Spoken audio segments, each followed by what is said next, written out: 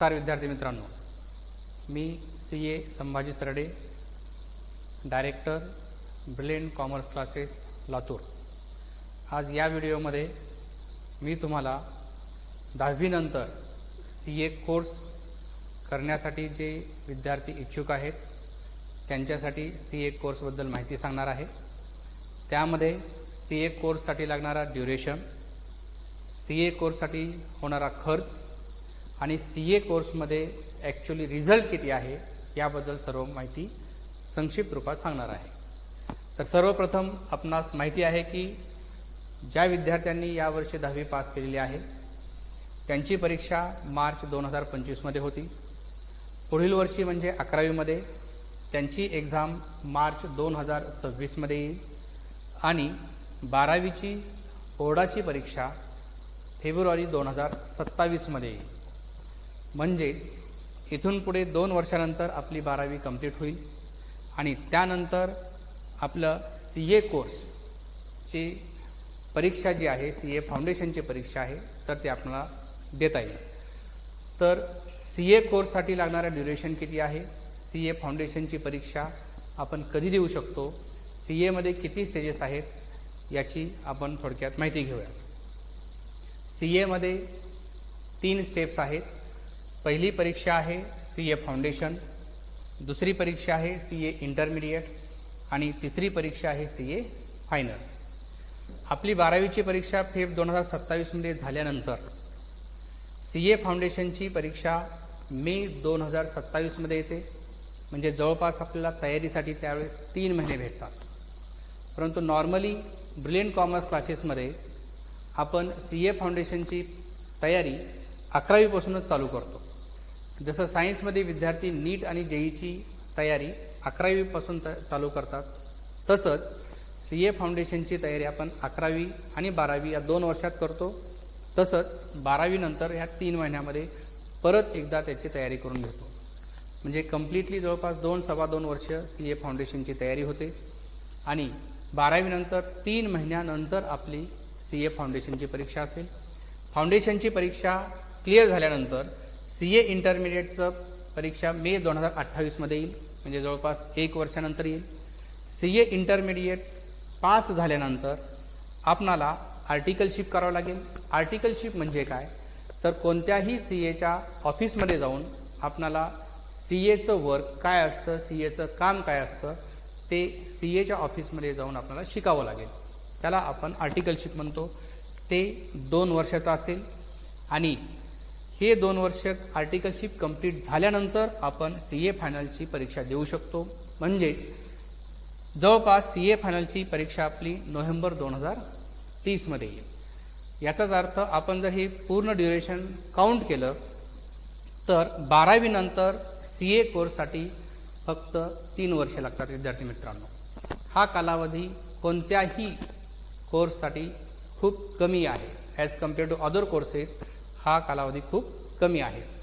हेच आपण जर कंपॅरिझन मेडिकल बरोबर केलं, म्हणजे सायन्समधला सर्वोच्च कोर्स आहे MBBS आणि कॉमर्समधला सर्वोच्च कोर्स आहे CA, हे जर आपण कंपेअर केलं, मेडिकल म्हणजेच MBBS साठी किती वर्ष लागतात, तर आपल्या सर्वांना माहिती आहे की 5 ते 6 वर्ष लागतात। आणि त्यानंतर आज आपण फक्त MBBS करून कोणीही थांबत नाही, कारण सर्वांना MD व्हायचं आहे। MD साठी 3 वर्ष लागतात। म्हणजे 12वी नंतर जर आपणाला MD कंप्लीट करायचं असेल तर 9 ते 10 वर्ष लागतात। म्हणजे CA कंप्लीट करण्यासाठी 3 वर्ष लागतात आणि हेच जर आपण मेडिकलमध्ये गेलो, मेडिकल लाईनमध्ये गेलो तर जवळपास 9 ते 10 वर्ष लागतात। हे झालं ड्युरेशनमध्ये कंपॅरिझन। यानंतर जर आपण CA कोर्ससाठी किती खर्च येतो, जवळपास असं म्हटलं जातं की CA करण्यासाठी खूप खर्च येतो, असे भरपूर मिसअंडरस्टँडिंग समाजामध्ये आहेत। तर आपल्याला इथं मी अंदाजे खर्च किती येईल याची थोडक्यात माहिती देतो। फाउंडेशन, इंटरमिडिएट आणि फायनल।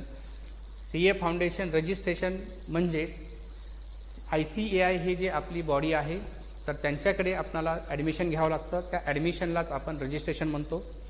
फाउंडेशनसाठी रजिस्ट्रेशन म्हणजे ॲडमिशनचा खर्च आहे 10,000 आणि क्लासेस जवळपास 50,000, 60,000च्या जवळपास CA फाउंडेशनचा खर्च आहे। इंटरमिडिएट 18,000, 80,000, जवळपास आपण 98,000 किंवा 1,00,000 म्हणू शकतो. आणि फायनलचं रजिस्ट्रेशन 21,000 आणि क्लासेस जवळपास 1,00,000, हे 1,21,000 पर्यंत जातं. म्हणजे जर आपण अंदाजे ओव्हरऑल जर विचार केला तर जवळपास 3 लाखापर्यंत आपला खर्च येतो. परंतु इथे एक गोष्ट सांगू इच्छितो मी तुम्हाला. आर्टिकलशिप ज्यावेळेस आपण करतो त्यावेळेस CA आपल्या विद्यार्थ्याला पर मंथ जवळपास 5,000 स्टायपंड म्हणून देतात. एका वर्षाचे असे 60,000 होतात. 2 वर्षाचे पकडले तर जवळपास 1,20,000 होतात. म्हणजे खर्च यायला आपल्याला 3 लाख आणि मुलांना आर्टिकलशिपच्या वेळेस as a stipend, as a salary 1,20,000 परत भेटाले.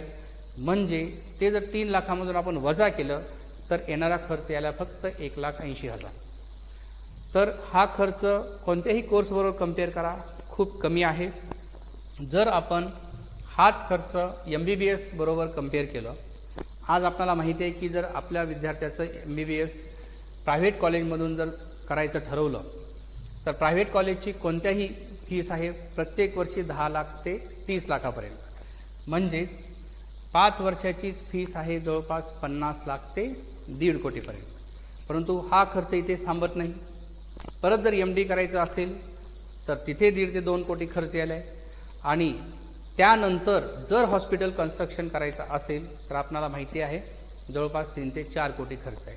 म्हणजे पूर्ण MBBS, MD आणि हॉस्पिटल ह्या सर्वांचा जर खर्च पाहिला तर जवळपास 9 ते 10 कोटी याला विद्यार्थी मित्रांनो. आणि हेच CA साठी आपल्याला जवळपास 3 लाख खर्च यायला आहे. आणि CA झाल्यानंतर एवढे काय भली मोठी बिल्डिंग, इमारत असायलाच पाहिजे असं काही नाही. एक छोटंसं ऑफिस आपण करूनही आपली सुरुवात करू शकतो. तर हे कंपॅरिझन आहे फीससाठी. तिसरा मुद्दा महत्त्वाचा येतो की CA खूप डिफिकल्ट आहे. प्रत्येकजण एकच सांगत असतो की CA होत नाही, CA डिफिकल्ट आहे, CAचा रिझल्ट खूप कमी असतो. परंतु यावर कोणी विश्वास न ठेवता तुम्ही गुगलवर सर्च करू शकता. मागील वर्षी CA फाउंडेशनचा म्हणजे पहिल्या परीक्षेचा निकाल जवळपास 22% विद्यार्थी मित्रांनो. कोणीही सांगतो 2% आहे, 3% आहे, 5% आहे, असं काही नाही. मागील काही वर्षामध्ये खूप फॅसिलिटीज विद्यार्थी मित्रांना आपण दिलेल्या आहेत. खूप वेगवेगळे बुक्स अवेलेबल आहेत, कोचिंग्स अवेलेबल आहेत. त्यामुळे रिझल्ट खूप वाढलेला आहे. जवळपास हा 20 ते 25% रिझल्ट आहे. आणि गेल्या वर्षी CA फायनलचा रिझल्ट जवळपास 20% होता. म्हणजे अगोदर 2%, 3% होते, परंतु कधी 2000च्या अगोदर. परंतु या कालावधीमध्ये जवळपास 20 ते 25% निकाल लागत आहे. आणि सर्वात महत्त्वाची गोष्ट, ब्रिलियंट कॉमर्स क्लासेसमध्ये आत्तापर्यंत कधीच 50%च्या खाली निकाल आलेला नाही. आय रिपीट, प्रत्येक वेळी मोर दॅन 50% रिझल्ट आलेला आहे. म्हणजे CA कोर्समध्ये रिझल्ट कमी नाही. परंतु हाच रिझल्ट जर आपण नीट बरोबर कम्पेअर केला तर मागील वर्षी मे 2024मध्ये जवळपास 24 लाख विद्यार्थ्यांनी नीटची परीक्षा दिली आहे विद्यार्थी मित्रांनो. आणि त्यामध्ये पूर्ण भारतामध्ये ऑल इंडियामध्ये MBBSचे सीट्स जवळपास आहेत 1,18,000. जर हेच आपण जर पर्सेंटेज कॅल्क्युलेट केलं रिझल्टचं तर 4.91%, आपण 5% जरी म्हटलं, 5% आणि इकडे 20 ते 20%, समोरच तुम्हाला कंपॅरिझन करता येईल की याचा रिझल्ट खूप कमी आहे. तरी देखील कोणी म्हणत नाही की नीटचा रिझल्ट कमी आहे, नीट डिफिकल्ट आहे. प्रत्येकजण हेच म्हणतो की आपण नीटसाठी जास्त अभ्यास करू आणि एक्झाम क्रॅक करू. तेच गोष्ट आपण जर CAमध्ये केलात तर इथं देखील आपला रिझल्ट पहिल्याच प्रयत्नामध्ये 100% येऊ शकतो. तर माझी सर्वांना विनंती आहे की मॅक्झिमम विद्यार्थ्यांनी आपलं करिअर घडवण्यासाठी कॉमर्स सिलेक्ट करा आणि कॉमर्समधली सर्वोच्च डिग्री जी आहे CA कोर्स तो सिलेक्ट करा. यश 100% भेटेलच. अधिक माहितीसाठी तुम्ही ब्रिलियंट कॉमर्स क्लासेस लातूर येथे संपर्क साधा. आणि माझा कॉन्टॅक्ट नंबर आहे 9970 290 220 9970290220 आणि खाली दिलेल्या नंबरवरही आपण कॉन्टॅक्ट करू शकता. धन्यवाद. थँक्यू.